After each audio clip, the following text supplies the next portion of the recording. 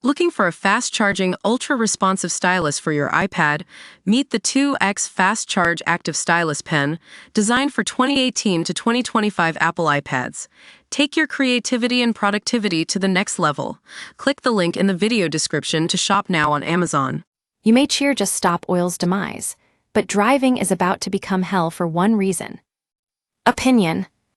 Well, folks, Just Stop Oil have finally packed it and rejoice. After a 3-year war against Britain's commuters, the climate crusaders have decided to call time on their disruptive protests and are hanging up their infamous orange t-shirts. This is a smart move. For starters, the Daily Express revealed last year that their ghastly teas are made 4,000 miles away in the Dominican Republic before they're transported to the UK. Yes, you read that correctly. The other reason it's time for the JSO mob to bin their activist outfits is that earlier this month Ed Miliband confirmed their chief demand. The banning of all new oil and gas licenses is now government policy. Of course, the JSO hierarchy present this as evidence that they ran one of the most successful civil resistance campaigns in recent history. Tripe.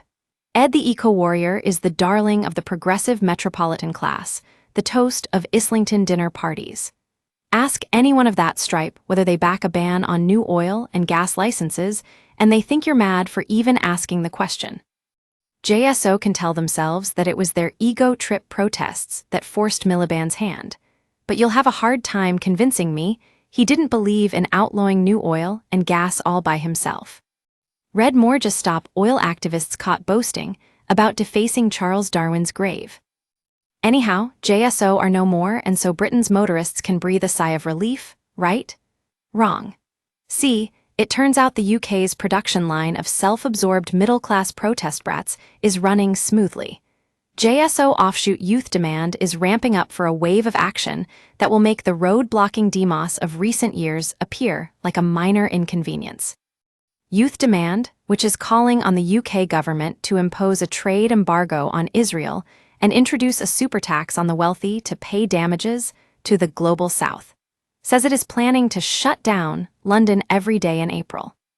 Last month, Daily Express secretly recorded one of the group's founders, Leeds University dropout Sam Holland, boasting that protesters from 5 cities will swarm the capital day after day after day. I'm sure that will win people round to their cause. Don't miss.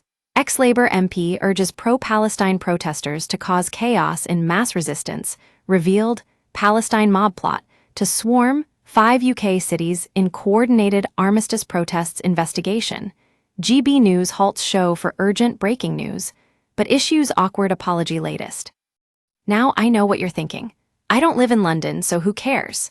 Well, this website also caught Mr. Holland bragging that youth demands actions will cost the Met Police millions of pounds.